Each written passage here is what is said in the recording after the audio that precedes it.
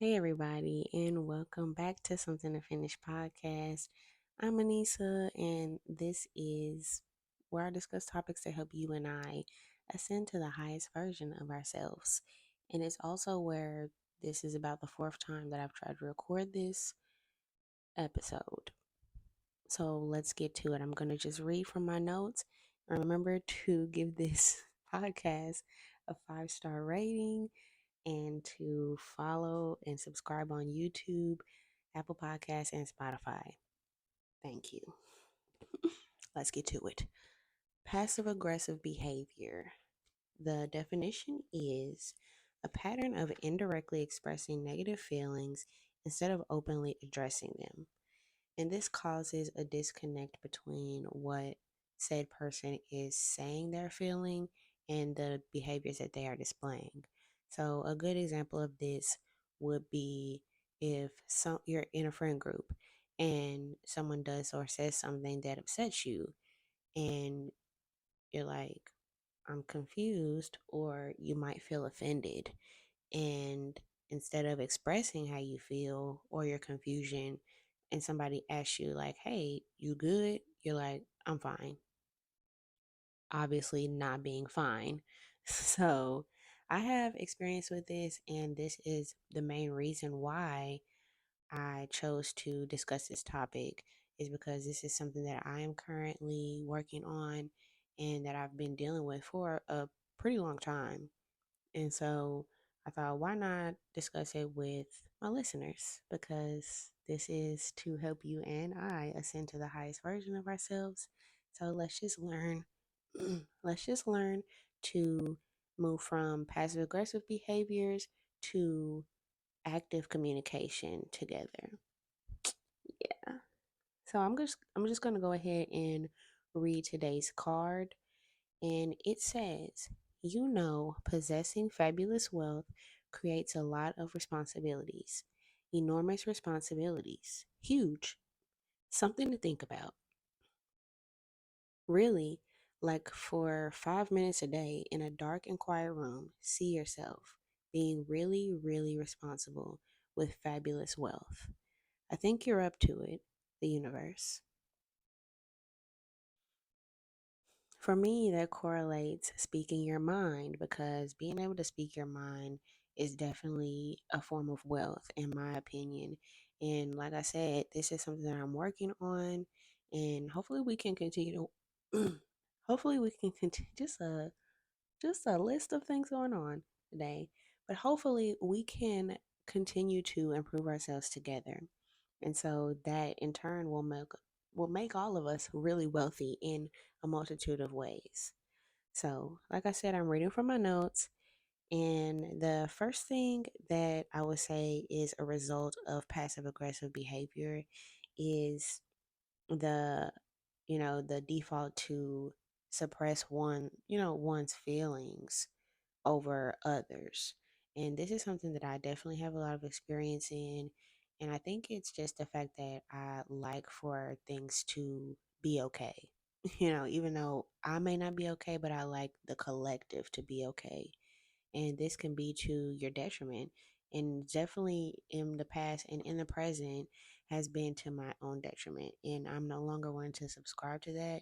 So here we are discussing ways to acknowledge and understand our behaviors, and finding out ways to improve it so that we can receive better results and behavior patterns. So the second thing would be viewing conflict as bad. And I definitely have had this perspective as well. Just, you know, feeling like, oh, if I express myself or if I say something, then it might possibly be a conflict. And I'm not up for that. Or I don't want it to be a big thing. So I'm not going to bring up how I feel or how something is affecting me.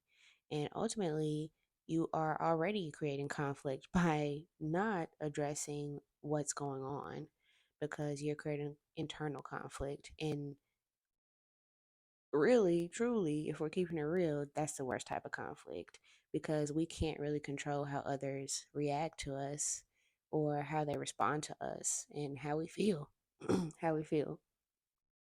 So, the third thing would be when you have a pattern of passive aggressive behaviors and communication, you sometimes expect others to read your emotions and your feelings and, just know how you're feeling without you saying it. And we all know the saying, nobody can read your mind, you have to speak up. And so when you're used to operating in this way and communicating in this way, unfortunately, it can feel like it is on others to read your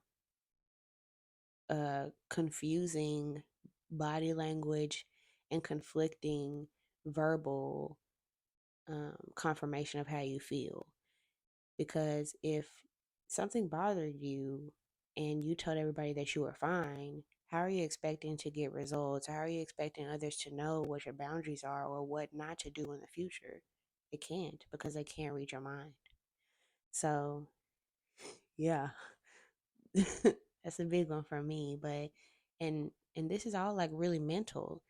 It's a mental thing, and it's hard to be vulnerable sometimes. But just like we learn to be vulnerable with ourselves and acknowledge our emotions and our feelings within ourselves, we have to realize that we have to be able to be patient and be open enough to express those things to others so that we can be fully understood and be comfortable. And that way we won't have to go along to get along. So, ways to heal and shift from passive aggressive communication to active communication. This is the good part.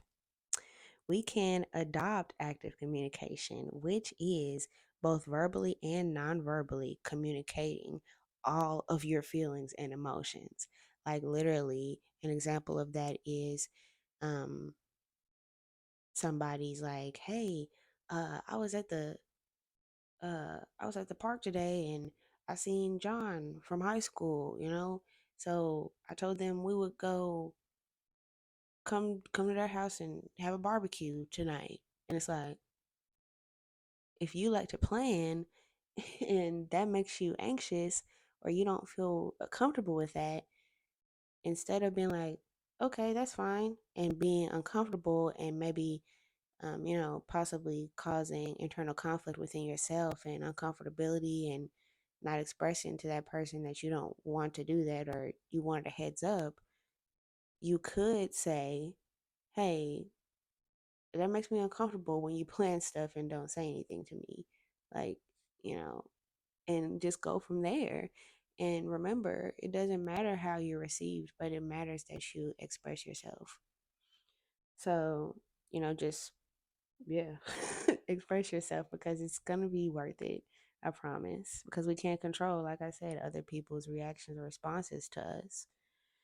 And so, the second thing is to practice emotional regulation, which would be listening without reaction and, breathing techniques, like we said in the last episode.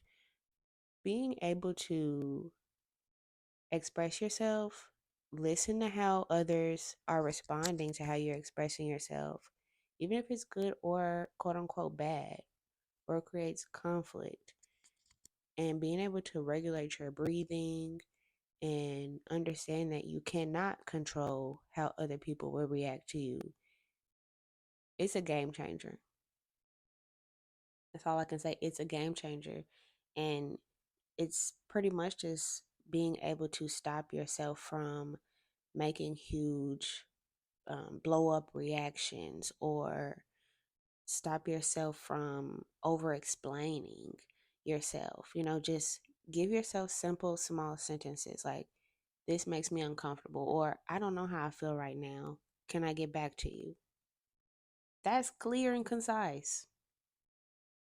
And the third thing would be to prepare ahead of time. Like, consider how you will respond to criticism and questions. So we're not always going to have time to be like, okay, sit in the car and prep ourselves, because conflict and things that disrupt our emotional state, our regular emotional state, don't always have a precursor, or they don't always we don't always have a heads up for things that happen. So you can just in general, like, tell yourself, hey, I'm comfortable with expressing how I feel.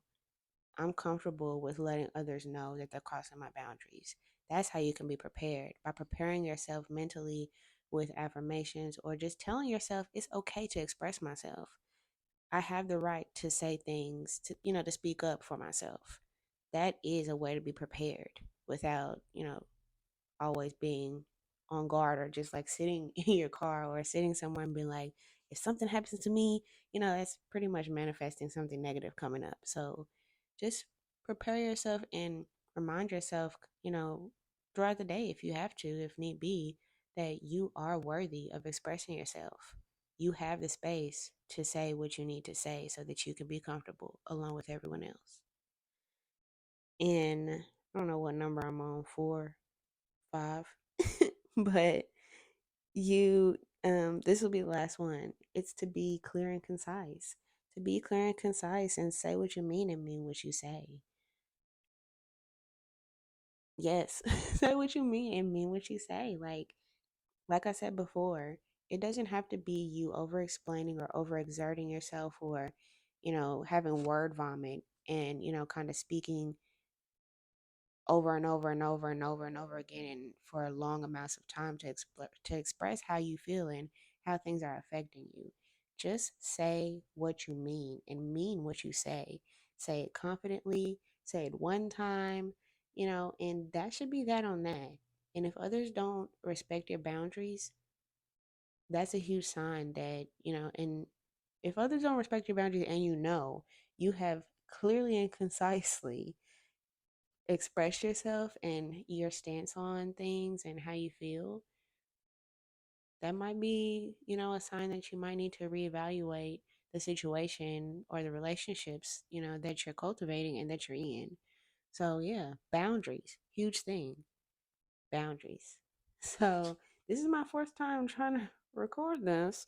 So, I'm going to go ahead and let you all go. I'm very still, even though I'm having technical difficulties, I'm very grateful for you all subscribing, commenting, 5-star rating, all of that. And I need you to continue to give that support so that we can continue to upgrade our technology, so that I won't have to speak so fast, and so that I won't have to have short episodes like this, because I really did want to expand on this, but I think I will make small clips and post them on my socials, which I'll list in the description box.